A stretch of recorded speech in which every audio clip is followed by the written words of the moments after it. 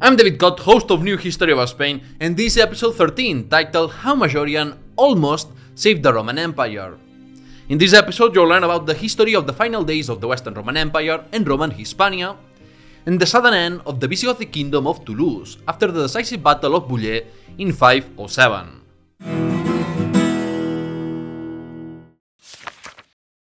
Majorian, the last hope of the Western Roman Empire. Before we dive in, remember to subscribe to New History of Spain on podcast platforms or YouTube for even more content beyond this chronological series. And consider supporting my work for exclusive benefits at patreon.com/newhistoryspain. In our last episode, The Rise and Fall of the Kingdom of the Suebi, we left off with the collapse of the Suebi kingdom and the death of Emperor Avitus. Now let's turn our attention to Italy. In 456, the Roman general Majorian and the Germanic general Ricimer overthrew Emperor Avitus. Ricimer wasn't just any barbarian, he had royal Suebic and Visigothic blood, being the grandson of King Wallia. Majorian, on the other hand, came from an Italian aristocratic family and had made a name for himself serving under Supreme Commander Flavius Aetius. The thing is, Ricimer and Majorian were friends. They both held influential positions and had the support of the dissatisfied Italian aristocracy to remove Avitus, who was from Gaul, modern-day France. Ricimer and Majorian forced Avitus to step down, and shortly after, they killed him. The Eastern Roman Emperor chose not to appoint a new Western Emperor, wanting to rule alone, with Ricimer acting on his behalf. But a few months later, the Roman army declared Majorian as the emperor in the West. Due to his barbarian origins, Ricimer couldn't become emperor himself, but with his control of the army, he hoped to control Majorian as a puppet emperor. Initially, both the Eastern Emperor and the Visigoths refused to recognize Majorian as emperor, seeing him as a usurper.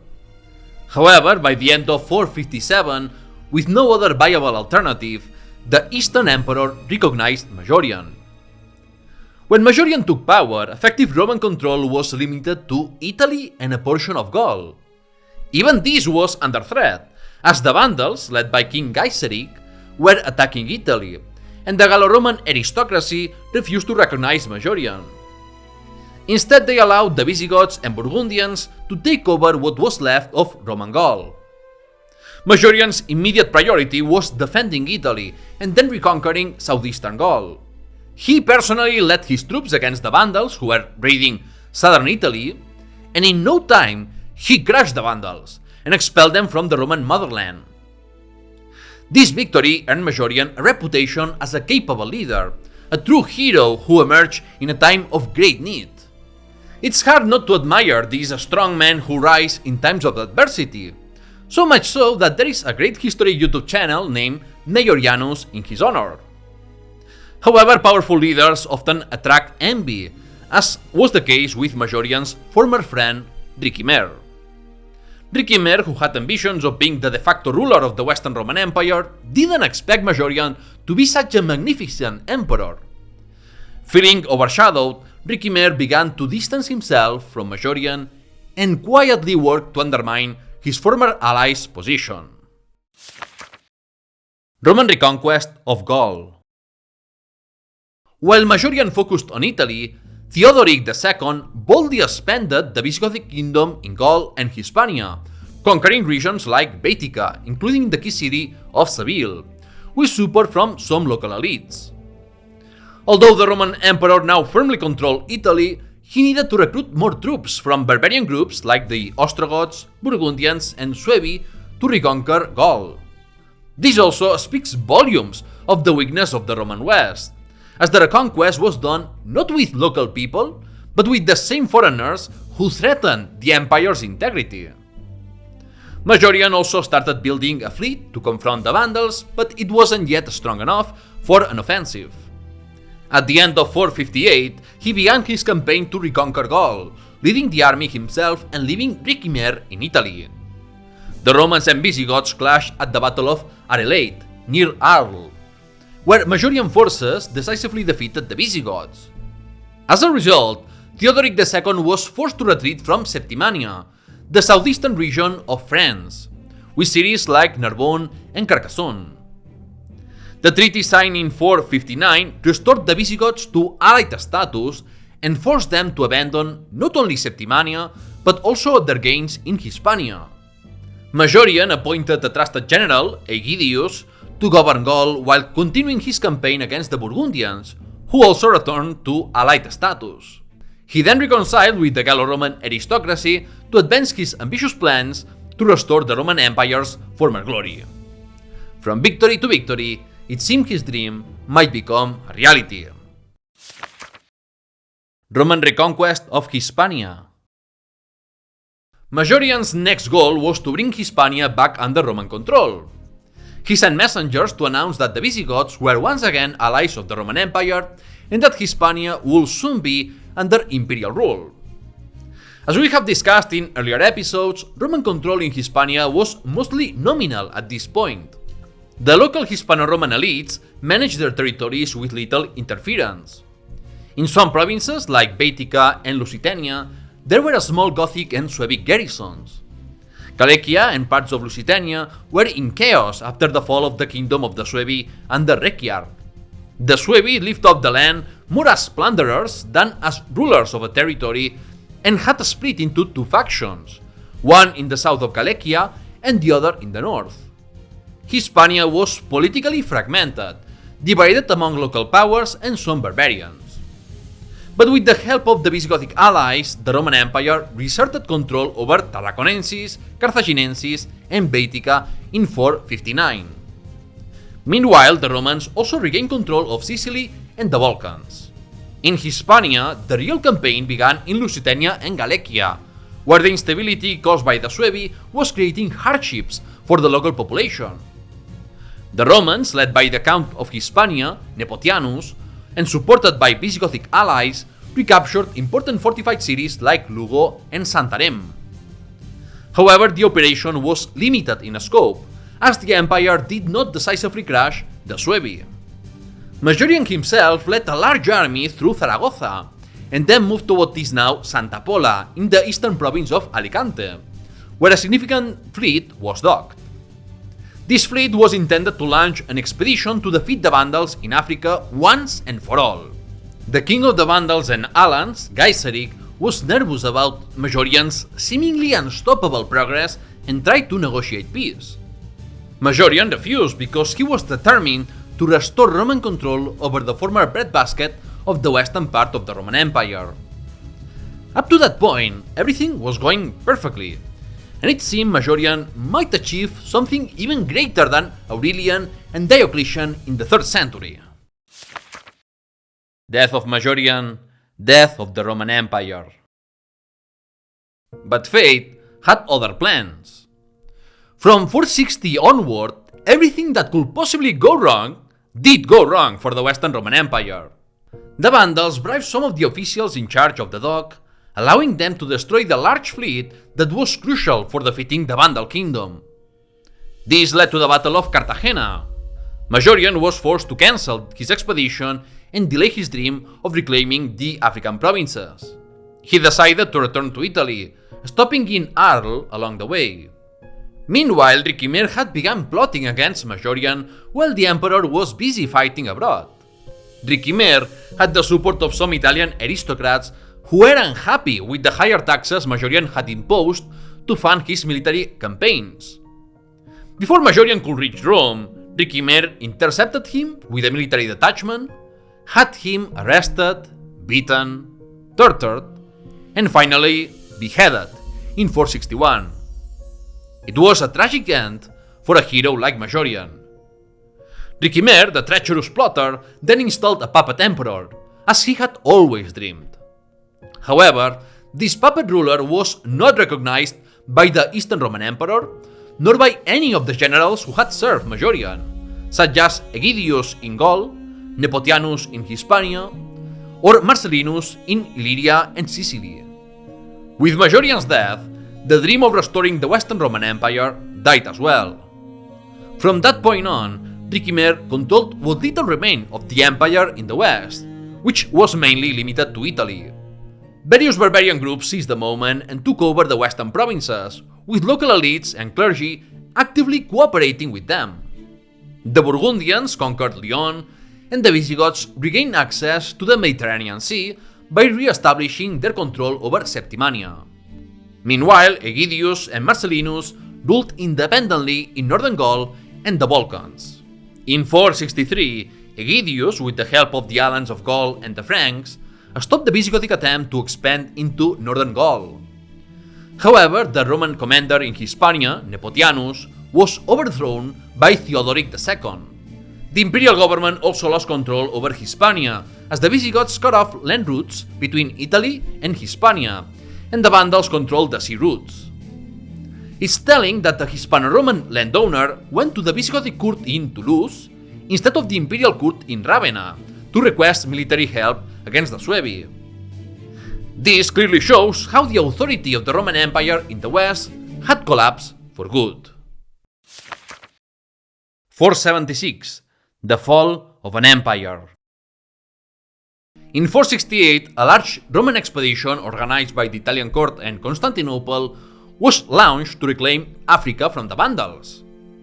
This effort ended in disaster, costing a great deal of money and thousands of men. That was likely the last real chance to rebuild the Roman Empire in the West. In 472, the de facto ruler of the Roman Empire in the West, General Ricimer, died, creating an opportunity for various barbarian groups to seize control of what remained of the Western Roman territories. For example, King Euric of the Visigoths took control of Provence in southeastern Gaul. Around the same time, barbarian mercenaries rebelled, and their leader, Odoacer, deposed the child emperor Romulus Augustulus and sent the imperial insignia to Constantinople. However, either because he wasn't officially recognized or because he wanted to legitimize his power, Odoacer declared himself King of Italy in 476. This year is traditionally seen as the end of the Roman Empire in the West, marking the beginning of the Middle Ages for some, though most scholars today view it as part of late antiquity. Since then, Europe, the Near East, and North Africa have remained divided into various states. Historian Guy Halsall points out the irony that many of the actions leading to the fall of the Western Roman Empire were carried out by people trying to improve their status within the empire. He argues that the Roman Empire didn't collapse due to murder or natural causes, but rather that the Roman Empire committed involuntary suicide. However, it's important to clarify a few things.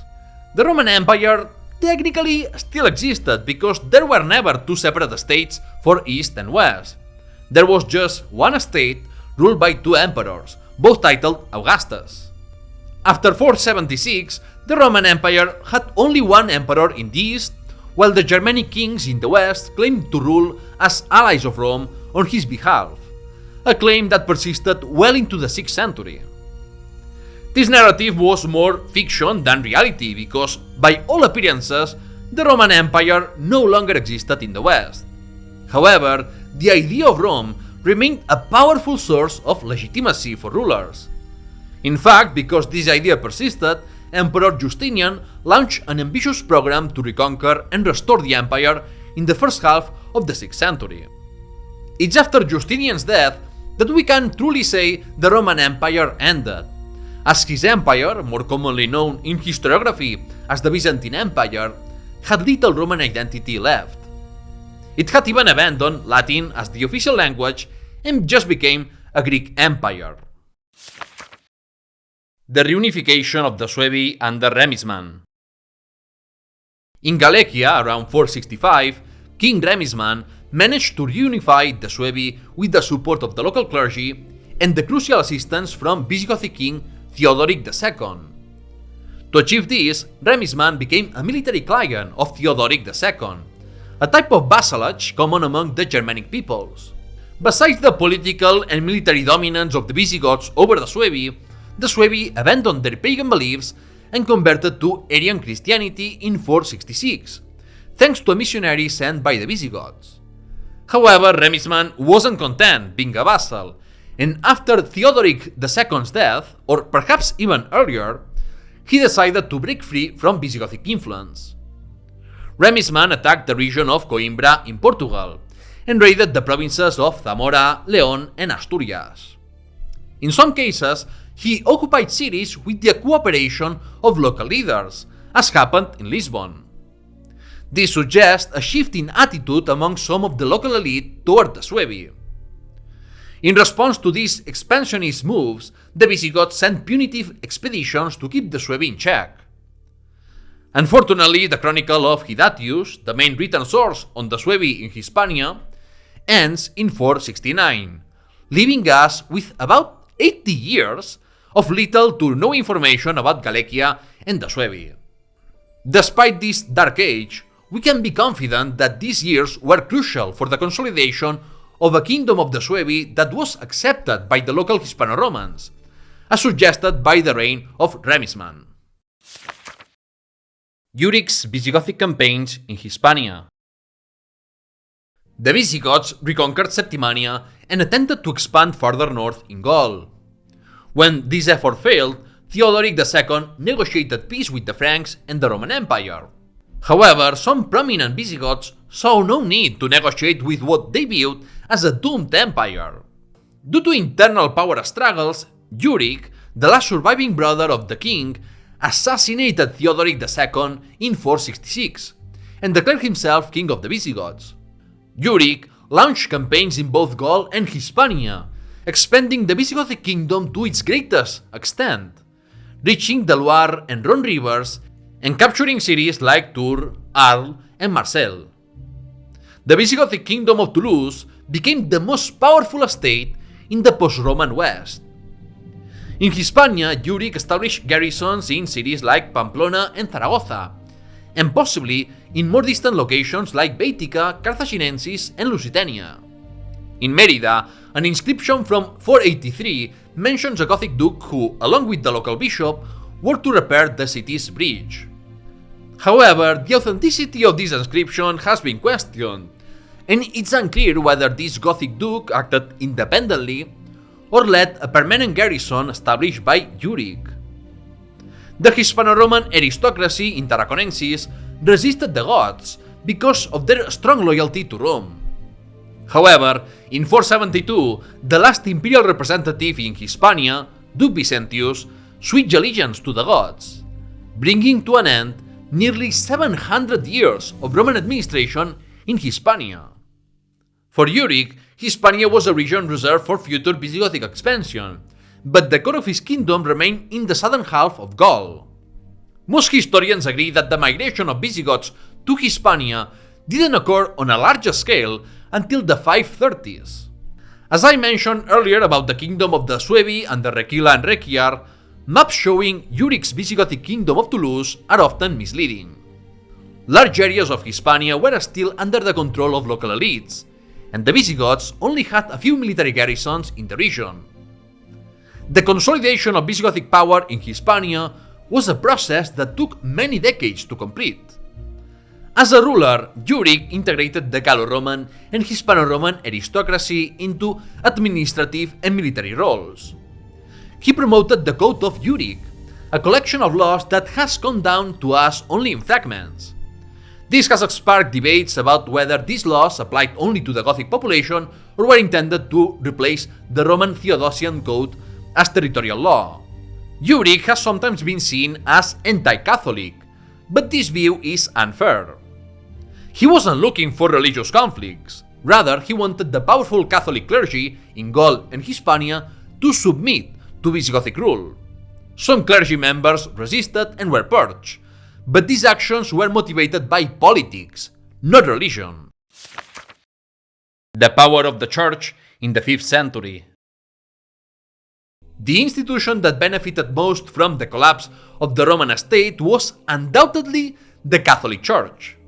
Since the 4th century, the Church's influence had been growing, gradually replacing the authority of secular governments. In some cities, where there once was a municipal council, a bishop now held power. The Catholic clergy took on many of the administrative roles previously handled by Roman officials, positioning themselves as the keepers of Roman tradition. This gave them significant control over society, especially in the cities. The barbarians recognized the church's political and economic power, so they sought its support to help govern the territories they had conquered. In many ways, the barbarians played a key role in further strengthening the church's position. As they sought to replace Roman officials and establish their own kingdoms, they often relied on the church to divide among themselves what was left of Roman administration. Meanwhile, Hispano-Roman society was becoming more Christianized during the 5th century. This Christianization made the old secular elites eager to gain the highest religious offices, and in some cases, factions within the clergy sought barbarian support to assert their dominance over a city or province. Thus, the barbarians were replacing the Romans as the bishop's allies. The reign of Alaric II before the disaster. In 484, King Euric died, and his 23-year-old son, Alaric II, became king. Alaric II has often been judged harshly because of the disastrous Battle of Vouillé in 507, which I will discuss shortly. However, his policies were similar to his father's, and in some regards, even better. Alaric focused on strengthening the weak Visigothic control in Hispania, as we know from records of military actions in 494 and 497 found in the Consularia Caesarabustana.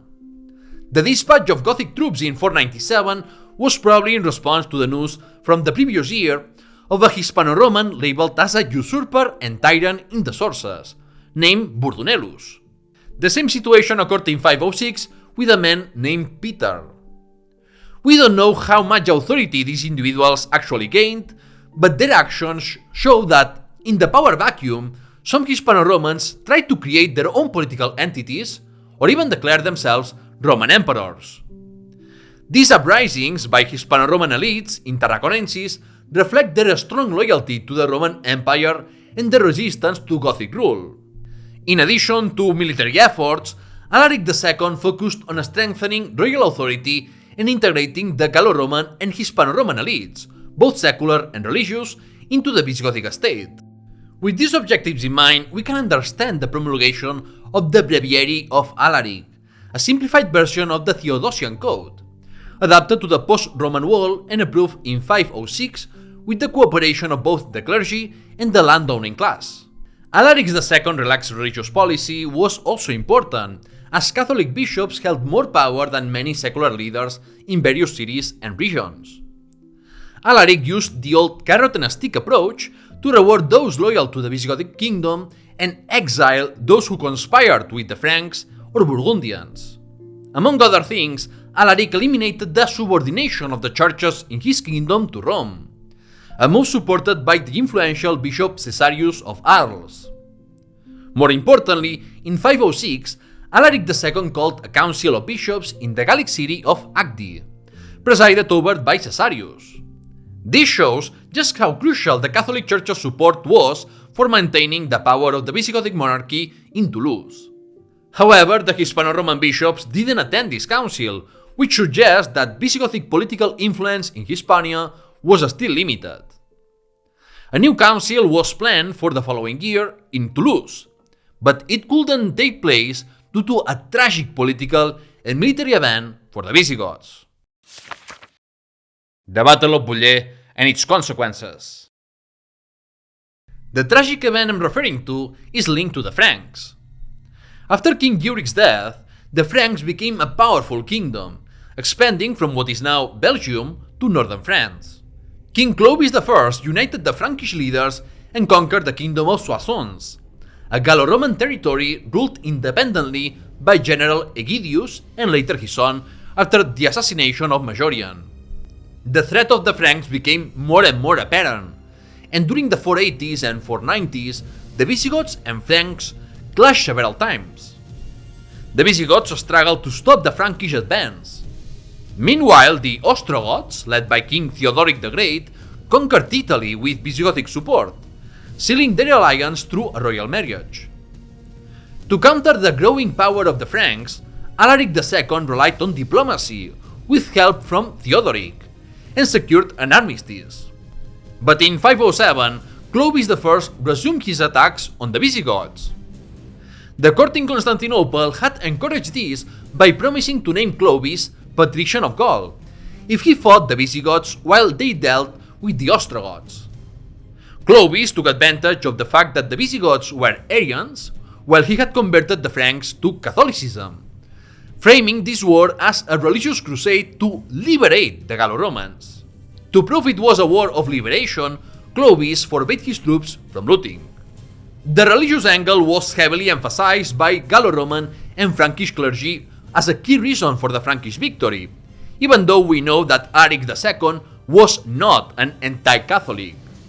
The Burgundians joined the Franks in this war, while Alaric II's father-in-law, Theodoric the Great, was busy dealing with the Eastern Romans. Knowing that he wouldn't receive help anytime soon and that Frankish propaganda could erode his support, Alaric II decided to face the Franks in the Battle of Vouillé. He did this out of desperation, knowing his reputation and survival depended on a quick victory. However, he made the mistake of not gathering all of his forces, leaving some in Hispania and others to fight the Burgundians. The Battle of Vouillé took place near Poitiers, where the Franks decisively defeated the Visigoths and their Gallo-Roman allies. The Visigoths held their ground for a while and kept the fight close, but the terrain didn't allow them to fully use their superior cavalry. The turning point came when Clovis reportedly killed Alaric, causing panic and leading to a massacre of many Visigoths while they were attempting to flee. Without a leader, the Visigoths were thrown into chaos. Clovis took advantage of this confusion and marched south, capturing Bordeaux and the Visigothic capital, Toulouse, along with part of the royal treasure. I will cover what happened next in the upcoming episode because the war wasn't over yet, but the consequences of the Battle of Vouillé still echo today. The Franks conquered most of Gaul, which largely defined the borders of modern-day France. The Visigoths retreated to Septimania, on the southern coast of Gaul. For over 50 years, the Visigoths faced instability as the leadership of the Balti dynasty was questioned. The Battle of Vouillé shattered the Visigoths' hopes of dominating the other barbarian kingdoms and becoming the heirs of Rome in the west, as they lost both the battle and their king. Finally, the Battle of Vouillé marked the end of the Visigothic Kingdom of Toulouse and began a transitional period known as the Ostrogothic Interlude, before leading to the Visigothic Kingdom of Toledo.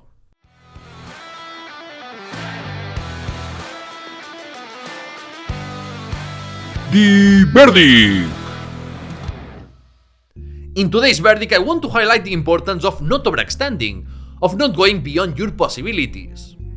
The destruction of the Visigothic Kingdom of Toulouse was due to a military disaster, similar to what happened in 711 against the Berbers. But one of the deeper reasons of the Visigoths' defeat at Vouillé was that they spread their influence too thin, much like what happened to the Spanish Empire, Nazi Germany, or Napoleonic France. The Visigoths were more numerous than the Suebi, but they didn't have enough people to control the entirety of Gaul and parts of Hispania. With the lack of support from the Ostrogoths and Alaric II's decision not to gather all of the Visigoths for the battle, the Franks were able to crush them at the Battle of Vouillé, deciding the fate of whether the Visigoths will dominate Gaul or Hispania. And with that, the verdict ends. If you enjoyed this episode and you are new here, remember to subscribe to the YouTube channel or the podcast, give it a like, comment, and share it. By joining my Patreon, you can support my work and get exclusive benefits like appearing in the credits and getting early access to all the episodes I publish. You can also support me with an Apple subscription, and I also recommend joining the Discord server to discuss history and other topics. You will find the links in the description. In the next episode of this series, I will talk about the Ostrogothic interlude between 507 and 549, and how the Visigoths settled in Hispania. Thanks for your attention, and see you soon!